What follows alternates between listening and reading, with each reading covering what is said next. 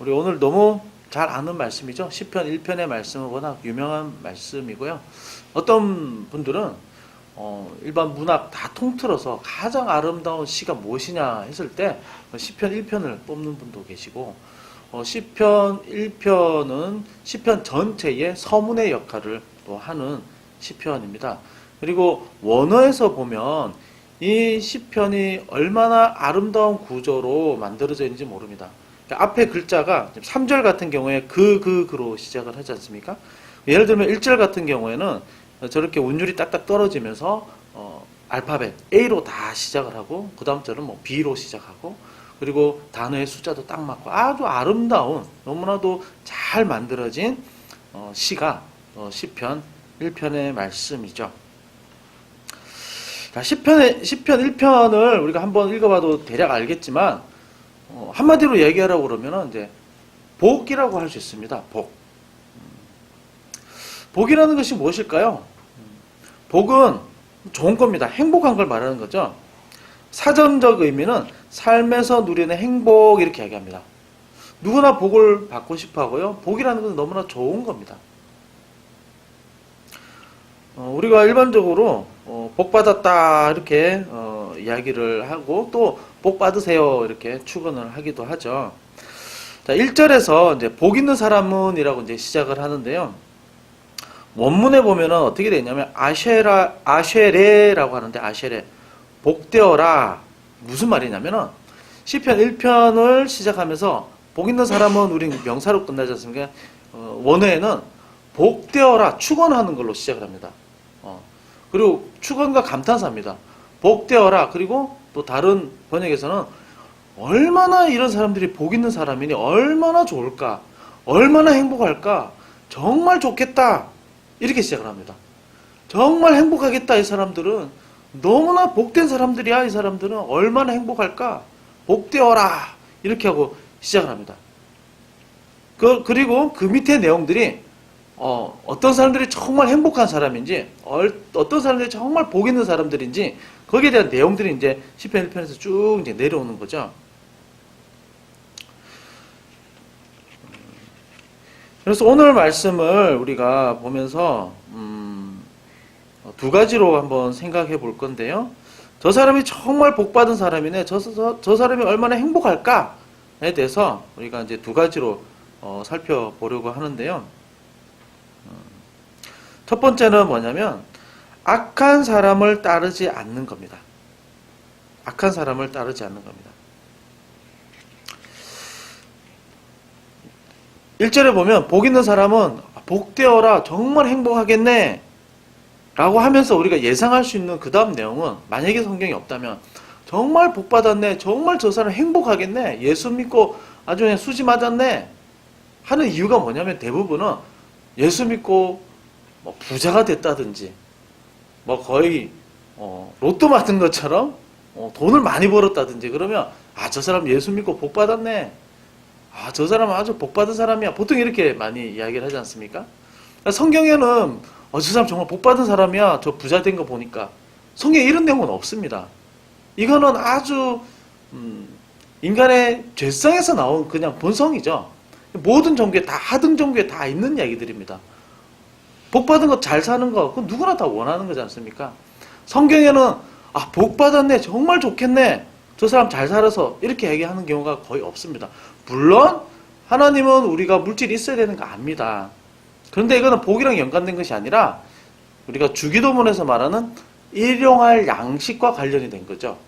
일용할 양식을 구하라고 말씀을 하셨고 필요한 걸 아시기 때문에 일용할 것을 간구하고, 그걸 간구했기 때문에, 또 우리의 필요를 알기 때문에 하나님이 물질을 채워주시는 겁니다. 그래서 물질은 그렇게 이제 봐야 되는 거지, 예수 잘 믿었더니 뭐 부자가 됐더라, 이거는 뭐 무속 종교이죠. 이게 기독교가 아닙니다.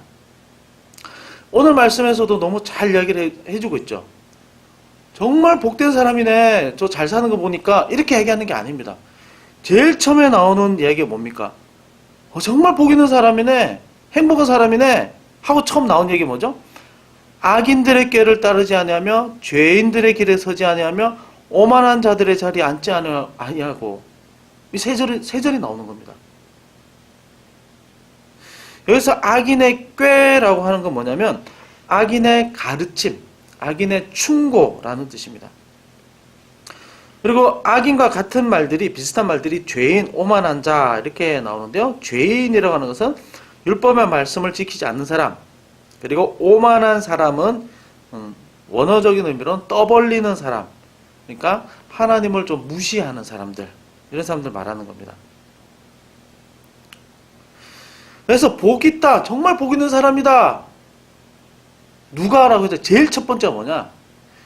죄인과 오만한 사람과 악한 사람과 함께하지 않는 것. 이것을 첫 번째 복으로 꼽고 있다는 거죠. 이게 첫 번째입니다.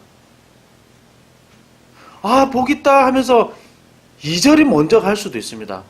아, 복되어라, 복 있는 사람은 여호와의 율법을 묵상하는 자로다 하고 바로 갈 수도 있는데, 그게 아니라 시편 1편에서는 아, 정말 복된 사람이다 라고 이야기하면서 제일 먼저 우선순위로 꼽은 게 뭐냐면 악한 자와 함께하지 않는 것이구나, 악한 자들의 충고와 가르침을 따르지 않는 것을 제일 첫 번째로 복으로 보고 있다는 거죠. 좀 특이하죠. 그러면 이 악한 사람들이 누구일까요? 그 사람들의 자리에 함께하지 않고 그들과 함께 어울리지 않는 것을 너무나 복되도다 그럼 이야기합니다. 그럼 그 악한 사람들이 누굴까요? 그 죄인들이 누굴까요? 오만한 사람들이 누굴까요? 나와 전혀 상관없는 사람일까요? 이 말씀을 딱 보면서 악인, 죄인, 오만한 사람은 그냥 패스를 많이 하거든요. 이 사람들은 나랑 전혀 상관이 없고 나는 이절의 말씀을 따르고 있는 사람이기 때문에 나는 이미 복된 사람이야 라고 보통 생각할 수가 있습니다. 다윗이 시편을 쓰고 있는데요. 이 악한 사람들은 다윗과 전혀 상관없는 사람들이 아니라 다윗과 아주 가까이 있는 사람들입니다. 다윗 주변에 있는 사람들입니다. 다윗에게 충고와 가르침을 주는 사람들입니다. 근데 어떤 가르침이요? 말씀과 가르침이 없는, 말씀과 관계가 없는 가르침들이죠. 하나님을 믿는다는 사람들이 이스라엘은 굉장히 많이 있었습니다. 나름대로 종교적인 열심이 있었다는 사람 주변에 굉장히 많이 있었습니다. 그렇지만 그 가운데서도 악인과 오만한 자와 죄인들이 섞여 있었다는 겁니다.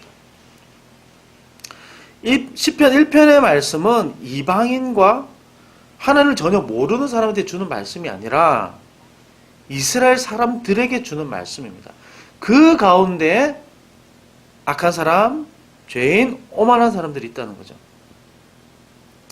이스라엘 사람들은 기본적으로 율법을 잘 압니다. 태어나서 성경을 외워야 되고요. 또 성인식을 할 때 성경의 어느 일정 부분을 대답하고 알아야 성인식을 또 통과할 수도 있습니다. 굉장히 하나님에 대해서 말씀에 대해 너무 잘 아는 사람들입니다. 그 사람들 기본적으로 제사 다 하고 율법도 다 아는 사람들입니다. 그런데 이 가운데서도 하나님을 안다고 하지만 하나님을 무시하는 사람들이 있었다는 거죠. 신약시대 예로 들면 바리새인과 같은 사람들입니다. 그래서 구약시대가 어떻게 거의 마무리가 되죠? 심판을 받죠. 바벨론 심판을 받는 겁니다. 왜 그렇습니까? 하나님 믿는 사람들이었습니다. 그런데 이 사람들은 우상숭배를 했는데 하나님을 버리고 우상숭배한 것이 아니라 하나님도 섬기고 우상도 섬기고 늘 양다리였습니다. 때로는 하나님께 예배하면서 우상숭배를 동시에 했는데요. 우상숭배를 하면서 또 그 사람들이 하는 이야기가 말씀보다 더 삶의 가치가 되어버린 거죠. 여기서 말하는 악인이라고 하는 것은 우리와 전혀 다른 사람이 아니라 우리도 늘 유혹될 수 있는 사람들입니다. 우리에게 잘못 가르침을 줄 수 있는 사람들입니다. 같은 하나님 안에 있지만 잘못된 하나님의 가르침을 줄 수 있는 사람들을 말하는 겁니다. 악인의 꾀, 악인의 가르침과 충고를 따르는 것은 하나님을 믿는 우리가 될 수도 있습니다.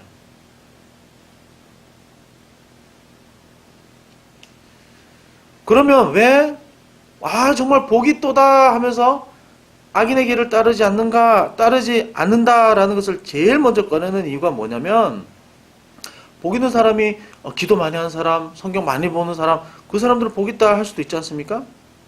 복 있는 사람의 가장 중요한 첫 번째 원리가 뭐냐면 자기 자신을 아는 겁니다. 자기의 연약함을 아는 겁니다. 우리가 얼마나 쉽게 악에 미혹될 수 있는지 알고 또 그것을 경계하는 사람을 말하는 거죠. 우리는 아직 죄성이 있습니다. 우리는 아직 죄 성향이 남아있어서 얼마든지 유혹과 또 성경이 아닌 일반 사람들의 가르침과 충고에 늘 우리는 넘어갈 수 있는 여지가 있는 사람들입니다. 우리는 정말 바른 게 무엇인지 알지만 지금도 이 시대에 하나님을 따르는 사람이나 지금 이 시대나 똑같습니다. 바른 말씀이 무엇인지는 머리로는 알지만 우리의 말과 행실은 내가 원하는 말씀과 다른 대로 행할 때가 분명히 있습니다. 우리가 말씀을 기억하지만 실제로 삶 가운데서는 내가 악인의 꾀를 쫓고 있는 건 아닌가? 라고 우리가 스스로 점검해 볼 때가 있지 않습니까? 이 당시 예로 들면 이런 겁니다. 하나님도 알고 예배도 하고 성경도 잘합니다. 그렇지만 사울왕 같은 경우에는 다윗을 죽이려고 계속해서 쫓아다녔죠. 그러나 하나님을 안다고 했지만 하나님을 무시한 그리고 제사를 없이 여긴 죄로 하나님께서 그를 버리셨습니다. 엘리의 제사장 그 아들들 사무엘상 처음에 나오지 않습니까? 제사를 너무 없이 여기고 하나님을 아는 사람들이지만 그것 때문에 하나님이 그들을 벌하셨죠. 하나님을 알기를 알지만 하나님을 그 마음의 중심에 두지 않는 사람들이었습니다. 지금 이 시대도 마찬가지입니다. 말씀을 압니다. 바른 말씀이 무엇인지 알지만 내가 원하는 대로, 내가 편한 대로 생각을 하는 거죠. 보복하면은 잘 사는 것, 부자 되는 것, 이렇게만 생각할 수도 있습니다. 그러면 이게 삶의 가장 중요한 기준이고 복의 가치의 기준이 된다면 우리 신앙의 모든 기도와 행동과 말은 사실 부끄럽지만 세속적인 말과 세속적인 행동이 나올 수밖에 없는 겁니다. 적당하게 속이고요. 적당하게 거짓말하고요. 적당하게 그냥 말씀과 세상과 그냥 타협하면서 말씀이 없는 사람처럼 살 수도 있는 거죠. 이것은 사역하는 저에게도 마찬가지입니다. 어떻게 하면 교회가 잘 되더라, 부흥하더라, 어떻게 하면은 사람들 많이 모으더라, 그럼 복 받았다, 이렇게 얘기를 합니다. 사람이 안 모인다, 그러면 실패했구나, 하나님 널 버렸구나, 하나님 널 사랑하지 않는구나, 이렇게 생각들을 하는 사람들이 있습니다. 그걸 제가 또 인정을 해요. 제가 그걸 또 받아들입니다. 그러면 저는 소명을 가지고 교회를 하긴 하지만 제 안에는 세속적인 말씀과 상관없는 가치관을 가지고 교회를 이끌어 가는 거죠. 그냥 복이 성공하는 것, 눈에 보이게 화려한 것만 복이라고 생각을 한다면 그것은 잘못된 가르침을 제가 따라가는 거죠. 그리고 그것을 위해서 내가 막 노력을 하는 겁니다. 어떻게 해서든 수단과 방법을 가리지 않고 사람들을 막 데려다 앉혀놓는 거죠. 뭐 수단과 방법을 가리지 않으면 할 수 있는 방법들이 참 많이 있습니다. 그렇게 하고 싶은 유혹도 상당히 많이 있죠. 상담하다가 너무 괜찮은 신앙인입니다. 그러면 우리 교회 개척교회인데 좀 뭐라고 강하게 좀 한번 세게 한번 좀 얘기해 볼까? 이런 생각도 많이 들고요. 실제로 그렇게 하는 경우도 간혹 있습니다. 그렇지만 이것은 성경의 방법은 아니죠. 성경의 방법이 아니라면 그건 하지 말아야죠. 그러나 그런 유혹들이, 그런 잘못된 가르침들이 저 안에서 불쑥불쑥 올라온다는 겁니다. 그래서 복 있는 사람이라는 것은 제일 먼저 이런 잘못된 가르침, 잘못된 자리에 가지 않고 따르지 않는 것이죠. 하나님 앞에서 늘 죄의 유혹 앞에 내가 놓여져 있다, 이것을 깨닫고 늘 조심하는 것. 그리고 내가 늘 넘어질 수도 있다는 것. 죄의 게임, 악인의 게임, 가르침들이 늘 나를 유혹해서 내가 늘 넘어질 수 있다는 것을 늘 주의하는 것. 이것이 가장 중요한 첫 번째, 복이 있구나 하는 사람의 정의인 거죠. 자, 그러면 진짜 복 있는 사람은 어떤 사람인가? 두 번째, 율법을 주야로 묵상하는 자라고 말씀을 하고 있습니다. 2절에서 이야기하죠. 오직 여호와의 율법을 즐거워하여 그 율법을 주야로 묵상하는도다. 자, 묵상한다 원래 의미가 뭐냐면 의성어인데요. 중얼댄다, 속삭인다, 소리내어서 읽는다, 이런 뜻이 있습니다. 이 시편은 다윗이 썼는데, 다윗이 왕으로서 제일 먼저 해야 될 일이 뭐냐면 신명기 17장에 이미 나와 있습니다. 17장 18절에 왕이 해야 될 가장 중요한 일은 나라를 굳건하게 세우는 것도 중요하죠. 경제력을 키워서 부강하게 만드는 것도 중요합니다. 군사력을 키우는 것도 중요합니다. 그러나 왕의 제일 첫 번째 된 임무가 뭐냐면 하나님의 말씀을 늘 묵상하고 그 말씀을 외우고 그 말씀에 배우는 겁니다. 이 묵상이라는 말을요, 신약에서는 이렇게 표현될 수가 있습니다. 사도행전 17장인데요. 베레아 교인들에 대해서 이렇게 평가합니다. 그들은 너무나 신사적이어서 말씀이 그러한가 하여 늘 상고했다, 이렇게 얘기합니다. 상고했다, 이 말이 뭐냐면, 이 단어가 뭐냐면 바리새인들이 예수님을 죽이려고 의논하였더라 하는 단어랑 같은 단어입니다. 예수님 어떻게든 죽여야 됩니다. 그래서 밤낮 쉬지 않고 의논하고 연구하고 고민했던 거죠. 그런 것처럼 말씀에 대한 묵상이라고 하는 것, 상고라는 것은 이걸 말하는 겁니다. 말씀을 가지고 계속해서 생각해보고 말씀을 계속 떠올려보고 말씀으로 나를 살피는 겁니다. 나 자신을 살피는 겁니다. 묵상은 너무나 중요한데요. 묵상을 다시 말하면 이겁니다. 이 말씀으로 나 자신을 살피는 겁니다. 성경 말씀으로 나를 돌아보는 겁니다. 성경을 외우고 지식 자체를 가지는 것도 중요합니다. 성경을 척척척척 외우는 것도 중요합니다. 근데 여기에서 끝나버리면요, 나의 삶과 전혀 상관이 없는 말씀이 되어버리면 그것은 하나님과 관련 없는 신앙이 될 수도 있습니다. 굉장히 위험한 이야기인데요. 성경 말씀을 사단도 너무 잘 압니다. 그래서 예수님을 유혹할 때 시편으로 말씀을 살짝 꼬아서 예수님을 시험했죠. 아담을 하와에게 사단이 시험할 때 선악과 분명히 먹지 말라 했는데 사단은 하와에게 하나님이 정말 먹지 말라고 하더냐라고 끝을 의문문으로 바꿔버립니다. 그러니까 사단은 성경 말씀을 너무 정확히 잘 압니다. 그걸 이용을 해서 넘어지게 하는 사람들이죠. 존재이죠. 말씀을 알지만 사단은 말씀과 상관없는 행동들을 합니다. 우리가 말씀을 지식적으로 아는 것에 그치지 말아야 하고요. 말씀을 지식으로 알지만 이것을 내 삶에 적용시켜보고 내가 정말 그렇게 살고 있는지, 아니면 이 말씀 때문에 내가 무슨 고민을 하고 있는지, 이 말씀에 어디에서 부딪히는지, 또 내가 어떻게 잘 못 살고 있는지, 어떻게 잘 안 되는지, 그리고 이 말씀이 찔림이 있어서 나의 과거가 막 들여다 보인다면 그것이 무엇인지 다 내어놓는 거죠. 이것이 묵상인 겁니다.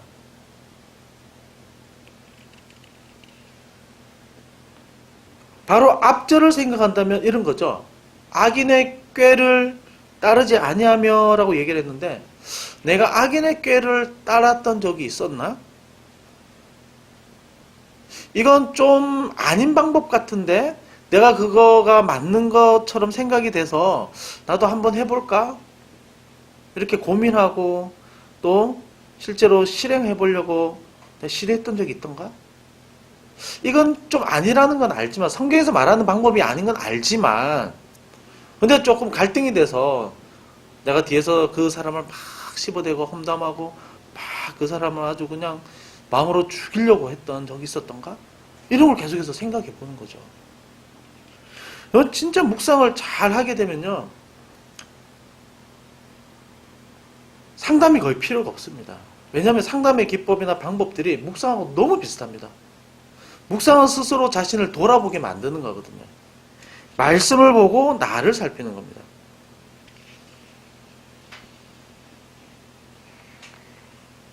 내 내면을 누가 도와줘서 보게 하는 것이 아니라, 묵상이라는 것은 내가 스스로 말씀을 통해 내 내면을 바라보는 겁니다. 근데 이것은 사람의 힘으로도 될 수 있지만, 성경 말씀에 따르면 성령께서 하시는 역사인 거죠. 성령의 가장 큰 역사는 물론 병고침도 있겠지만, 이 말씀이 내 마음속에 적용되게 하시는 것이 성령의 가장 중요한 사역입니다. 이 말씀이 믿어지게 하고, 이 말씀 때문에 회개하게 하고, 이 말씀 때문에 확신을 가지게 하고, 이 말씀 때문에 위로를 얻게 하는 겁니다.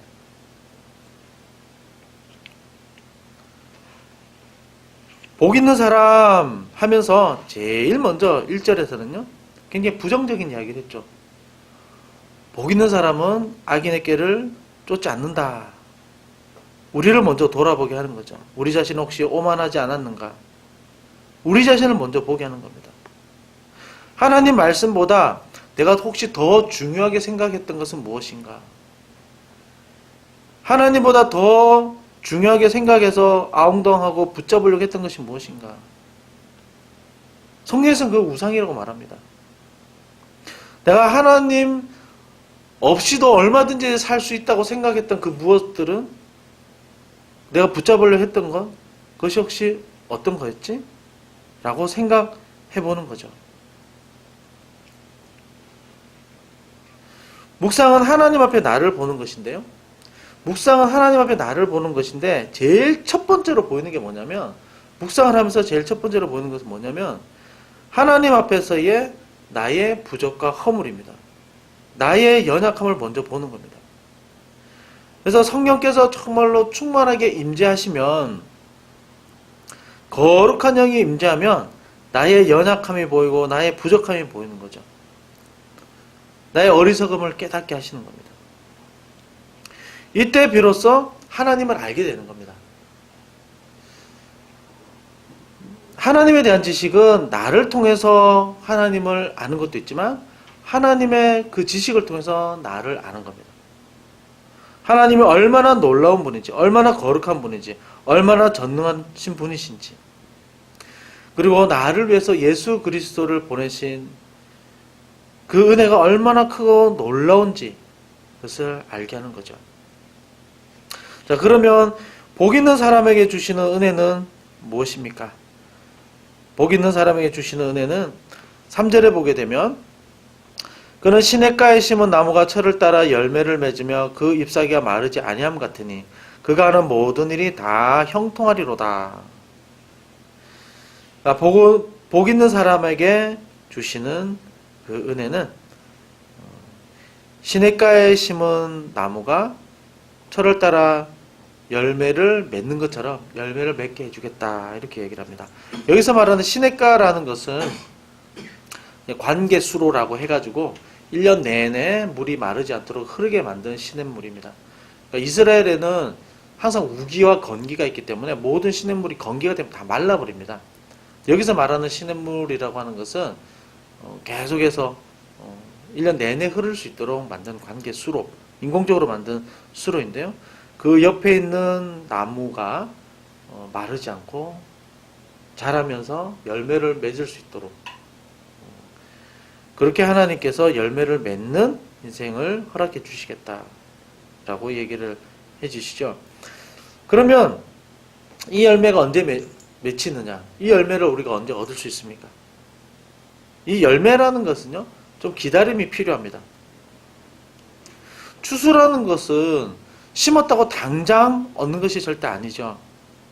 우리가 묵상을 잘하고 하나님을 많이 알고 하나님을 통한 은혜를 많이 깨닫는다고 해서 당장 열매가 다 떨어지는 것은 아니죠. 열매라는 것은 기다림이 필요하고 하나님께서 반드시 허락해 주시는 결과물입니다.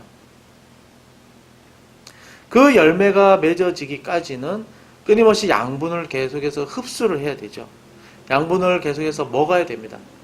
그것이 바로 하나님을 묵상하고 또 그 율법을 묵상하면서 내 자신을 돌아보고 또 하나님을 알고 하나님을 경배하는 것이죠.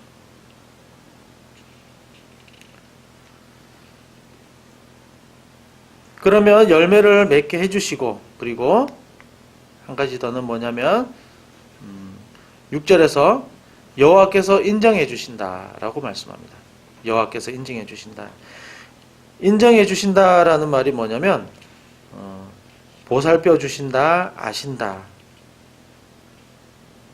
추상적인 의미가 아니라 실제로 돌봐주시고 인도해 주신다, 이런 의미입니다.